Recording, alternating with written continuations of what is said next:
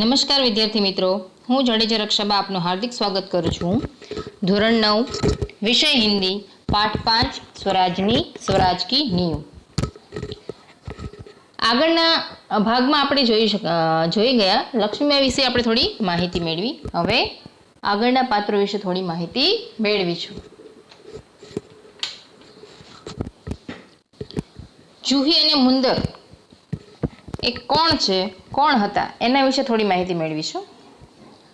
जूही और मुंदर रानी लक्ष्मीबाई की सखिया है, એટલે કે એમની બહેનપણી હતી. जूही सेनापति तात्या को चाहती है और मुंदर रघुनाथ राव को.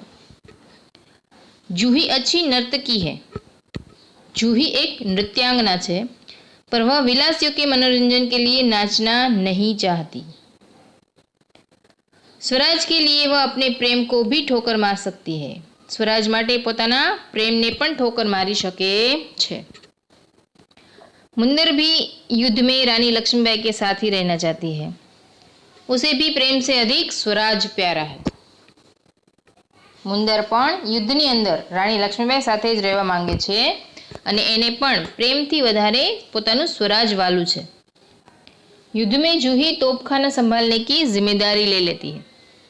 युद्धनी अंदर रानी लक्ष्मीबाई अने अंग्रेजोना युद्धनी अंदर जूही शू करे छे तो के तोपखानानी जवाबदारी संभाळे छे. हवे आगळ आवे छे तात्याजी. तो थोड़ी माहिती आपणे तात्या टोपे विषे पण मेळवीए.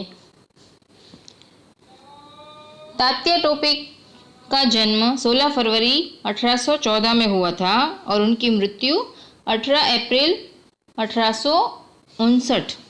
भारत के वो प्रथम स्वाधीनता संग्राम के एक प्रमुख सेना नायक थे.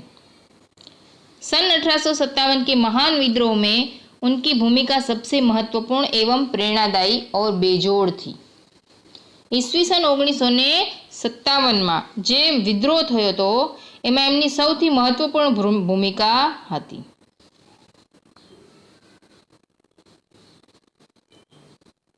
एमनो उपनाम, उनका जो उपनाम था, उनको जो उपनाम लोगों ने दिया था, मतलब एमનું उपनाम શું હતું તો કે महाराष्ट्र का बाघ, महाराष्ट्रનો વાઘ. जन्म स्थल था पटोदा जिला महाराष्ट्र भारत. एमનું जन्म स्थल હતું पटोदा जिल्लो महाराष्ट्र.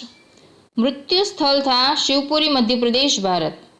एमનું જે મૃત્યુ થયું હતું તે સ્થળ હતું शिवपुरी मध्य प्रदेशમાં આવેલું છે. ने कया आंदोलन में जोड़ायेला हता तो के प्रथम भारतीय स्वतंत्रता संग्राम. तात्या टोपे एक विशिष्ट व्यक्ति हता. ए समयनी अंदर राणी लक्ष्मीबाई साथे एमणे आपणा देश माटे स्वतंत्रता मेळववा माटे स्वाधीनता संग्राम जे छे ए स्वतंत्रता संग्राम मेळववा माटे खूब ज मेहनत करी हती. सन 57 के विद्रोह की शुरुआत 10 मई को मेरठ से हुई थी. जल्दी ही क्रांति की चिंगारी समूचे उत्तर भारत में फैल गई. 10 मई एटले के 10 मेना रोज मेरठनी अंदर विद्रोहनी शरूआत थई गई हती अने ए क्रांतिनी चिंगारी जे छे आखा भारतमां फैलाई गई. विदेशी सत्ता का खूनी पंजा मोड़ने के लिए भारतीय जनता ने जबरदस्त संघर्ष किया. विदेशी सत्ता एटले के अंग्रेजोनी सत्तानो पंजो आपणा उपरथी काढवा माटे भारतनी जनता एटले कि भारतनी प्रजाए खूब ज संघर्ष कर्यो. उसने अपने खून से त्याग और बलिदान की अमर गाथा लिखी. एमणे पोताना लोहीथी त्याग अने बलिदाननी एक गाथा लखी एम कही शकाय. उस रक्त रंजित और गौरवशाली इतिहास के मंच से झांसी की रानी लक्ष्मीबाई, नाना साहेब पेशवा, राव साहेब, बहादुर शाह जफर आदि के विदा हो जाने के बाद करीब 1 साल बाद तक तात्या टोपे विद्रोहियों की कमान संभाले रहे. એટલે झांसी ની राणी लक्ष्मीबाई, नाना साहेब पेशवा, राव साहेब, बहादुर शाह जफर आ बधा शहीद थई गया अंग्रेजों साथे लड़ता लड़ता. ए शहीद थे ए लोकोना शहीद थया पछी पण 1 वर्ष सुधी तात्या टोपे जे छे आ विद्रोहनी कमान पोताना हाथमां संभाળી राखे छे. उनकी मृत्यु धोखे से ओरछा की रानी लड़ाई सरकार ने युद्ध के दौरान करी. एमने कोई मारी शक्यु नथी. एमनुं जे मृत्यु थयुं छे ધોકાથી થયું છે, એમને પાછળથી મારવામાં આવ્યા છે, એક ષડયંત્ર રચીને એમને મારવામાં આવ્યા છે, એમને કોઈ સામેથી મારી શક્યું નથી. એક ઉમદા વ્યક્તિત્વ હતું એ સમયની અંદર. જ્યારે રઘુનાથ રાવજી છે એ પેશવા હતા. હવે આપણે પાઠ વિશે થોડી માહિતી મેળવીશું. પાત્ર છે આપણા લક્ષ્મીબાઈ, જુહી, મુંદર, રઘુનાથ રાવ, તાત્યા ટોપે, જે પોતે સેનાનાયક હતા. બરાબર છે. હવે આ જે પાઠ આપણી સામે મૂકવામાં આવ્યો છે એક રંગમંચ ઉપર છે. રંગમંચ એટલે સ્ટેજ. જે સ્ટેજ ઉપર નાટક કરવામાં આવે એ નાટક પ્રમાણે આપણો જે પાઠ જે છે એ મૂકવામાં આવ્યો છે. તો આપણે આગળ જોઈશું કે શું શું આમાં આપણને માહિતી મળે છે. रंगमंच पर युद्धभूमि का दृश्य. रंगमंच पर युद्धभूमि का दृश्य अंकित किया जा सकता है. कैंप कहीं पास ही लगा हुआ है. कैंप रंगमंच पर युद्धभूमि का दृश्य अंकित किया जा सकता है.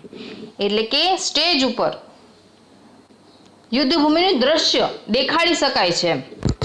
કેમ્પ કંઈ પાસે લગા હુઆ હૈ. કેમ્પ ક્યાંક બાજુમાં જ લગાડવામાં આવેલ છે. મહારાણી લક્ષ્મીબાઈ કે તંબુ કા એક ભાગ દિખાઈ દેતા હૈ. સ્ટેજની ઉપર મહારાણી લક્ષ્મીબાઈ જે છે એમના તંબુનો એક ભાગ દેખાડવામાં આવે છે. पर्दा उठने पर महारानी लक्ष्मीबाई अपनी सखी जूही के साथ उत्तेजित अवस्था में मंच पर प्रवेश करती हैं. જેવો સ્ટેજ ઉપરથી પડદો ઉઠે છે એવું જ મહારાણી લક્ષ્મીબાઈ પોતાની સખી જૂહી સાથે ઉગ્ર સ્વભાવમાં, ક્રોધમાં, આવેશમાં મંચ ઉપર જાણે પ્રવેશ કરે છે. दोनों लाल कुर्ती के सैनिकों की वेशभूषा में हैं. મહારાણી લક્ષ્મીબાઈ અને જૂહી બંને લાલ કુર્તી પહેરેલી હોય છે અને સૈનિકોની વેશભૂષામાં આપણને જોવા મળે છે. लक्ष्मीबाई, मेरे देखते देखते क्या से क्या हो गया जूही. झांसी, कालपी, ग्वालियर कहाँ गई परंतु मंजिल है कि पास आकर भी हर बार दूर चली जाती है. શું કે છે? મને જોતા જોતા તો શું થઈ ગયું જૂહી? ઝાંસી, કાલપી, ગ્વાલિયર આ બધું જ એવું લાગે છે કે મારી પાસે છે પણ પાસે આવતા આવતા પણ દૂર જતું રહે છે. મારા હાથમાંથી મારું રાજ્ય જતું રહ્યું અને જતું રહેશે એવું દેખાય છે. એમ લાગે છે કે હમણાં પાસે આવી જશે, હમણાં હું એને જીતી લઈશ. પણ જ્યાં એવું લાગે છે કે હું એને જીતી લઈશ, અંગ્રેજોને હરાવી દઈશ, ત્યાં એ હાથમાંથી જતું રહે છે. स्वराज को आते हुए देखती हूँ परंतु दूसरे ही क्षण मार्ग में हिमालय अड़ जाता है. જ્યાં એવું લાગે છે એમને કે સ્વરાજને હું પ્રાપ્ત કરી લઈશ, આઝાદી મેળવી લઈશ, ત્યાં જ બીજી ક્ષણે એમને એવું લાગે છે કે જાણે હિમાલય વચ્ચે ઊભો હોય અને એમનો રસ્તો રોકતો હોય. उसे पास करती हूँ तो महासागर की डरावनी लहरें थपेड़ मारने लगती है. જ્યાં હિમાલય જેવા હિમાલયને પાર કરવાની કોશિશ કરતી હોય ત્યાં જાણે એવું લાગે છે કે આગળ મહાસાગરની જે લહેરો જે છે એ એટલી ડરાવની લાગે છે કે જાણે મને થપેડ મારતી હોય, જાણે મને થપ્પડ મારતી હોય એમ. ઉનસે જૂझती हो तो नाविक सो जाते हैं. એવું લાગે છે કે એની હારે જૂજીને મતલબ એની હારે લડીને હું આગળ દરિયો પાર કરી જઈશ તો એવું લાગે છે કે જાણે નાવિક જે હોડી હલાવવાવાળો છે એ નાવિક જ સોઈ જાય છે. देखो जूही, उधर क्षितिज पर देखो. શું કે છે? દેખો જૂહી, ઉધર ક્ષિતિજ પર દેખો. રાણી લક્ષ્મીબાઈ કહે છે કે જો જૂહી, આ ક્ષિતિજ ઉપર જો. ક્ષિતિજ એટલે શું? તો જ્યાં પૃથ્વી અને ધરતી અને આકાશ જ્યાં બે ભેગા થતા હોય એવો આપણને જે આભાસ થાય એને ક્ષિતિજ કહેવાય. कैसी लपलपाती हुई लपेटे उठ रही हैं. એટલે કેવી લપલપાતી જાણે છાનીમાની એક લપેટો આવતી હોય આપણી આજુબાજુ. સારા આકાશ ઘૂમ ઘટાओं से छाया हुआ है. આખે આખું આકાશ જાણે ઘટાઓથી છવાયેલું છે. પ્રલય કી ભૂમિકા હૈ, એવું લાગે છે કે જાણે હમણાં પ્રલય આવી જશે. लेकिन राव साहब है कि रक्तमंडल की छाया में ऐशो आराम से मशगूल है. પણ રાવ સાહેબ છે જે રક્તમંડલની છાયામાં એકદમ ऐशो આરામથી જાણે કંઈ થયું જ નથી એવી રીતે બેઠા છે.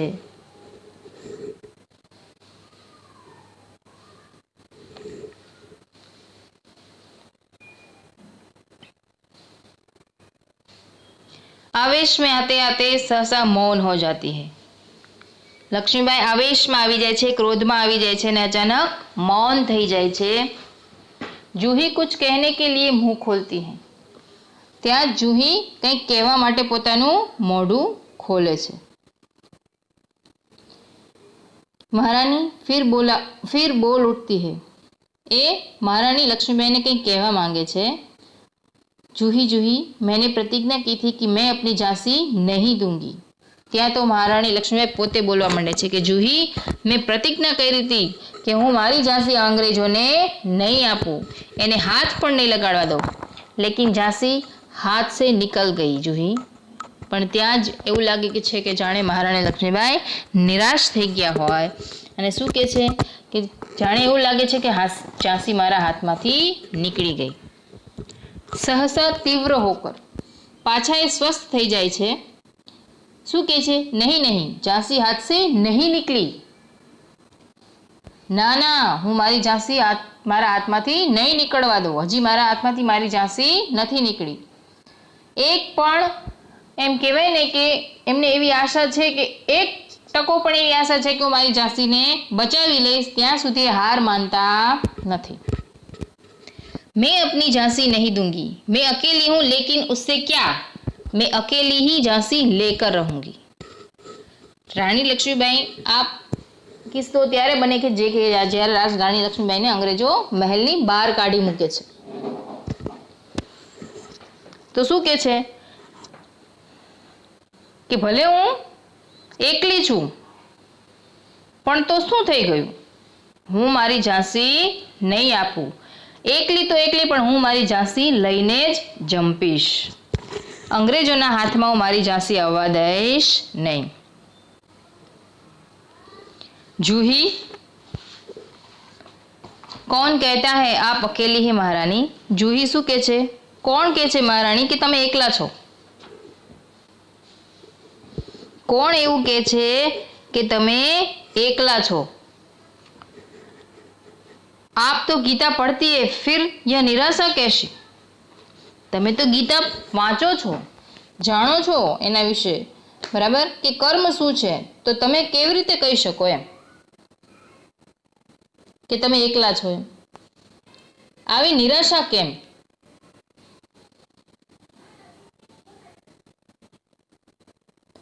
लक्ष्मीबाई, मैं निराश नहीं हूँ. लक्ष्मीबाई શું કહે છે? હું નિરાશ નથી. मैं जानती हूँ कि मैं झांसी लेकर रहूंगी, लेकिन क्या तुम नहीं जानती कि उस दिन बाबा गंगादास ने मुझसे क्या कहा था. લક્ષ્મીબાઈ શું કહે છે કે હું નિરાશ નથી, પણ હું જાણું છું કે હું ઝાંસી લઈ શકું એમ છું અને હું લઈને જ જંપીશ. પણ શું તું નથી જાણતી કે તે દિવસે બાબા ગંગાદાસે શું કહ્યું હતું? जब तक हमारे समाज में छुआछूत और ऊंच नीच का भेद नहीं मिट जाता, जब तक हम विलास प्रियता को छोड़कर जनसेवक नहीं बन जाते, तब तक स्वराज नहीं मिल सकता. શું કે છે કે તું નથી જાણતી કે બાબા ગંગાદાસે શું કીધું તું એમ, કે જ્યાં સુધી આપણો જે સમાજ છે એ છૂઆછૂત એટલે શું કહેવાય કે આને અડાય આને ન અડાય, આપણાથી નીચી જાતિ છે, આપણાથી ઊંચી છે, મતલબ આવી છૂઆછૂત કે ઊંચ નીચ, કે આપણે ઊંચા છીએ આ નીચા છે, આ લોકો જે મનભેદ જે કરે છે એક જાતિ પ્રત્યે, એ જ્યાં સુધી જાતિ પ્રત્યેના ભેદ નહીં મટે, જ્યાં સુધી રાજાઓમાં વિલાસ પ્રિયતા નહીં છોડે એ લોકો, ત્યાં સુધી આપણે जनसेवक नहीं बनी શકીએ. तब तक स्वराज नहीं मिल सकता, ત્યાં સુધી સ્વરાજ મળી શકે નહીં. જ્યાં સુધી ઊંચ નીચના ભેદભાવ નહીં છોડીએ, છૂઆછૂતની જે ભેદભાવ છે એ પણ આપણે નહીં છોડીએ, વિલાસિતા નહીં છોડીએ, ત્યાં સુધી આપણને સ્વરાજ મળવું મુશ્કેલ છે. वह मिल सकता है केवल सेवा, तपस्या और बलिदान से. બાબા ગંગાદાસે શું કીધું તું? એ મળી શકે છે, સ્વરાજ આપણને મળી શકે છે, પણ ક્યારે?